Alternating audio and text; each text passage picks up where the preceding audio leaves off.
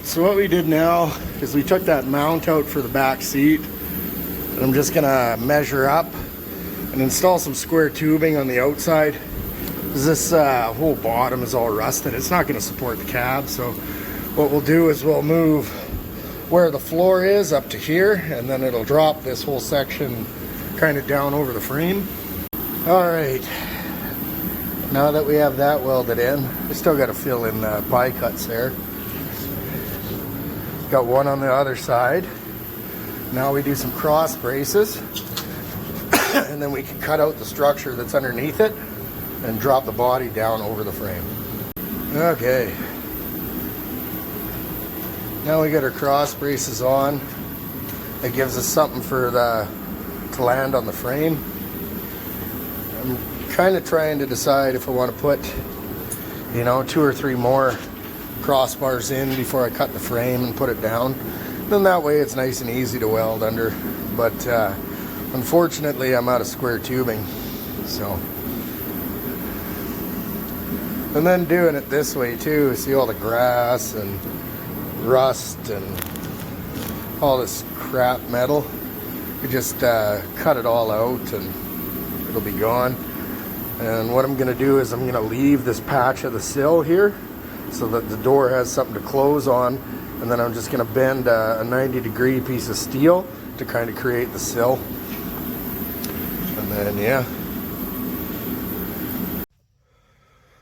Alright, and you can see that the door still fits in there, and then you just plate down to the sill.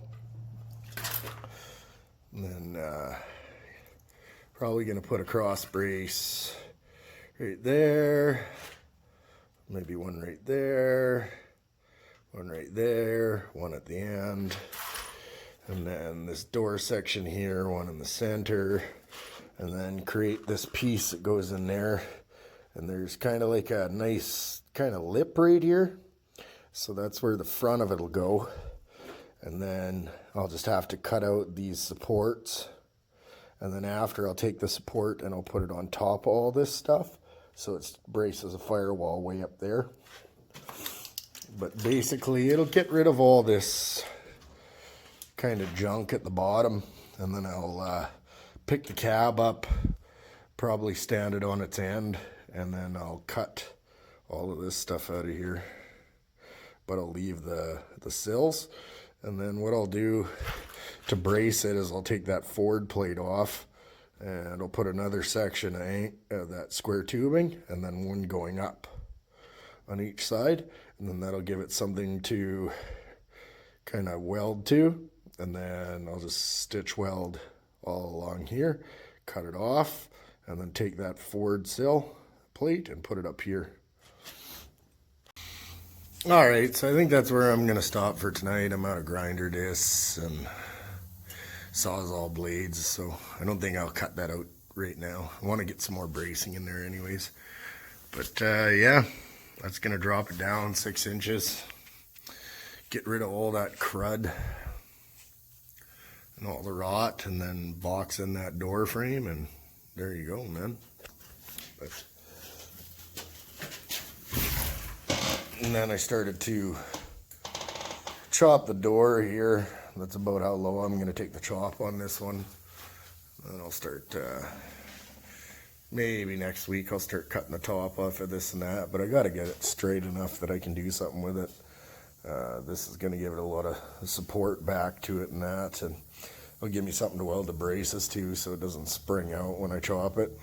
And still got to do lots of stuff like cut the old shock mounts off in there to get the body to drop, and hack it all off. And then I'm debating putting a piece of plate underneath there and then just welding the bottom of that door, or the bottom of the panel, to it, just to kind of box it in, just so that dirt and stuff doesn't sit in there. Same with the back.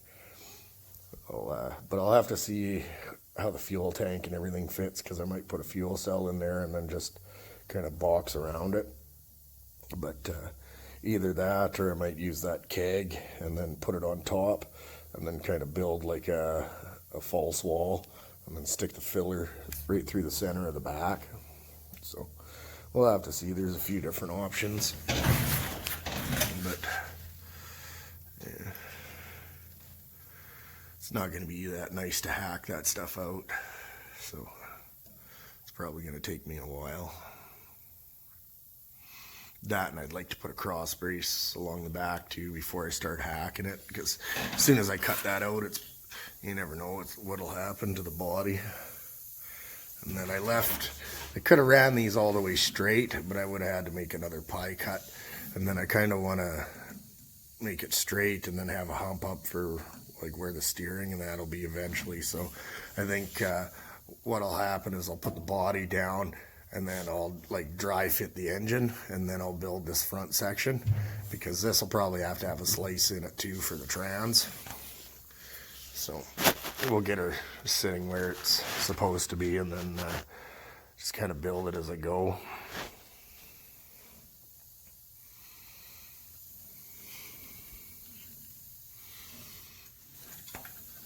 I swear there's like 7 yards of dirt that came out of this car. You can see like the big pile back there. Like it is filthy in here. I think half the farmer's field came with it. I don't think I'm going to run fenders on this car either. I kind of like the open wheel look. It looks, to me, pretty sweet. And then I don't think you really have to be too picky with all the rust repairs and that, because technically it's outside of like where the passenger cabin is. So, still going to fix it though. But, yeah. And then I'll have to see too, because I don't quite know, like once it drops down 6 inches, if I have to like kind of mini tub this whole wheel well, because it looks like it might contact the top of that tire, but it is kind of off the bead, so we'll see how close it is to the rim and that. I'm planning on putting a quick change axle in here that's a bit wider, so we'll have to see. I might end up putting tubs in the back of it too, so that kind of dictates what I do in the back here. So we'll see.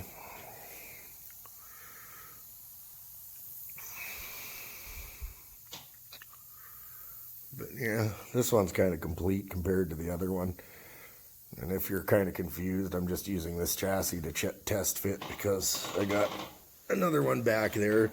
I'll probably eventually end up building both cars, but I'm just kind of doing one then the other kind of type thing. I don't really have a very big garage, so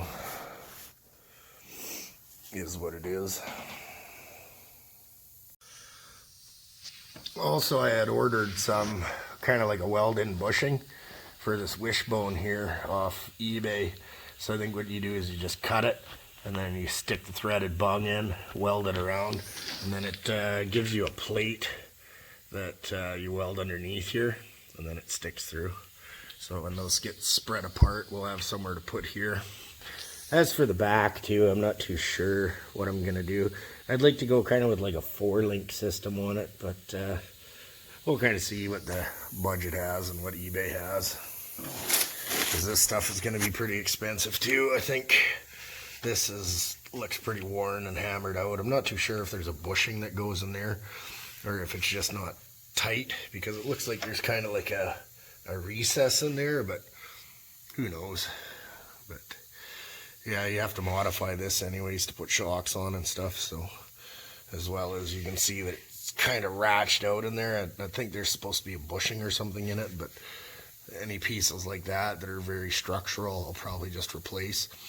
And if that thing is jacked, I'll probably get like a batwing kit and do hairpins, but we'll see about that too. So everything else looks pretty good on this frame too. I just have to sandblast it and stuff before I really start to tear into it. I just want to get the body kind of mocked up and then get it sitting where it's in place, where it's happy, and then I can work on it separately without the frame, kind of, if you know what I mean. So push the frame outside and then start working on the frame, get the engine situated in that, and then the body has enough support that it can come on and off without it bending a whole bunch. So that's kind of what I'm hoping for. Alright guys, that's a pretty quick video, but Maybe do some more Sunday. We'll see. Take her easy.